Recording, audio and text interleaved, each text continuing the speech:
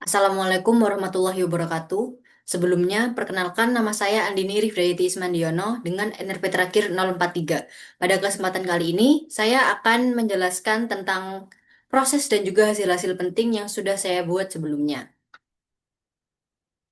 Yang pertama ada tujuan, di mana tujuan dari metode ini adalah satu untuk mewujudkan desain interior kantor yang efisien melalui optimalisasi ruang. Yang kedua untuk menciptakan ruang yang mendukung aktivitas kolaboratif bagi pihak internal maupun pihak eksternal. Lalu yang ketiga untuk menghadirkan identitas kemaritiman melalui reinterpretasi nilai-nilai praopinisi dalam elemen desain interior. Kemudian untuk metodenya sendiri saya menggunakan metode wawancara semi terstruktur. Berikut merupakan persona dari staf yang berada pada kantor tersebut. Yang pertama ada persona satu, di mana goalsnya merupakan memiliki ruangan yang nyaman dan representatif dari perusahaan. Kemudian frustrationnya adalah ruangan kurang mendukung interaksi dengan eksternal. Kemudian untuk persona kedua, memiliki goals, ruangan terorganisir dan juga flow yang nyaman. Sementara untuk frustrationnya adalah penempatan dokumen berantakan dan tidak teratur. Kemudian ada persona ketiga dengan goals ruangan yang lebih terbuka agar memudahkan koordinasi dan frustrationnya ruangan terlalu sempit dan tidak fleksibel untuk kolaborasi.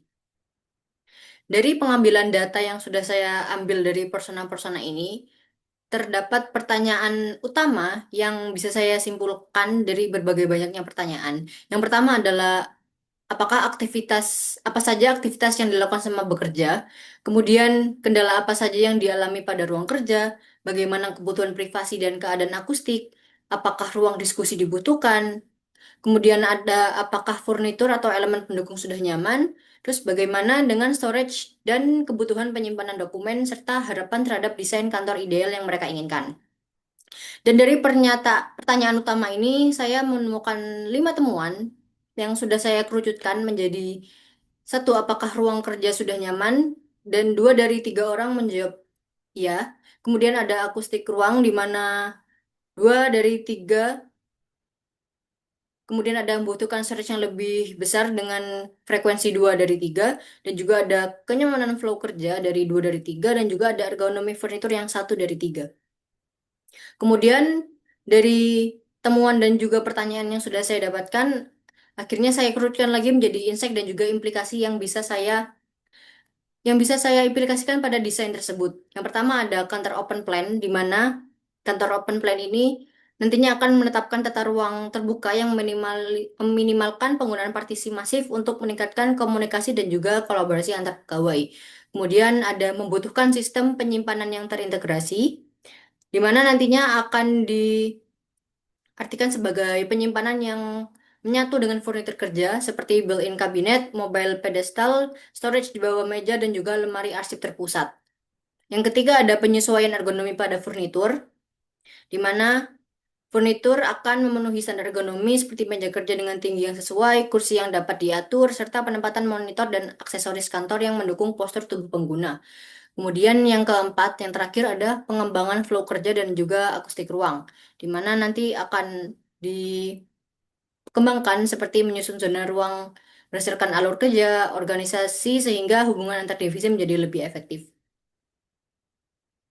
Kemudian yang kedua adalah presentasi saya terhadap metodologi riset terhadap testing konsep yang tadi, di mana konsepnya adalah reinterpretasi nilai praopinisi dalam perancangan interior kantor sebagai upaya mewujudkan ruang kerja yang efisien dan juga kolaboratif.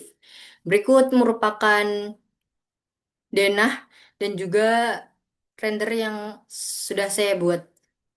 Di mana untuk pertanyaan testing ini saya menggunakan 7 pertanyaan, di mana yang pertama ada tata ruang mudah dipahami, kemudian area terkerja tidak nyaman, ketiga ada penyimpanan, yang keempat ada sirkulasi ruang, yang kelima ada furnitur, yang keenam ada kebutuhan ruang diskusi, dan yang ketujuh adalah service area berfungsi dengan baik.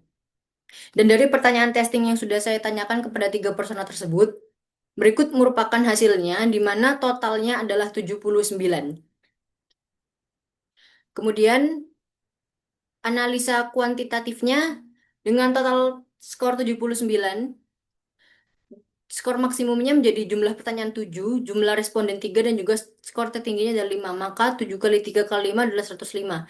Di mana berarti dengan poin 79/105 dikali 100% menjadi 75/24,24%. Di mana dia dikategorikan sebagai baik. Dengan hasil testing yang 75,24 ini, ditemukan temuan positif di mana satu, tata ruang mayoritas responden menyatakan tata ruang mudah dipahami dan memiliki zoning yang jelas. Kemudian ada service area yang 100% dan juga area kerja yang 73%. Kemudian ditemukan juga temuan yang perlu ditingkatkan, di mana seperti penyimpanan 60%, responden menilai kapasitas penyimpanan masih belum optimal. Kemudian ada ruang diskusi 60%, penggunaan fasilitas diskusi perlu ditingkatkan baik dari segi kapasitas maupun dari kenyamanan. Lalu yang ketiga dari ergonomi furnitur dengan nilai 66,7, di mana furnitur dianggap cukup baik namun masih dapat ditingkatkan agar lebih mendukung kenyamanan kerja jangka panjang. Dan arti hasil yang dicapai nilai sebesar 75,24 menunjukkan bahwa konsep desain telah mampu memenuhi sebagian besar kebutuhan pengguna.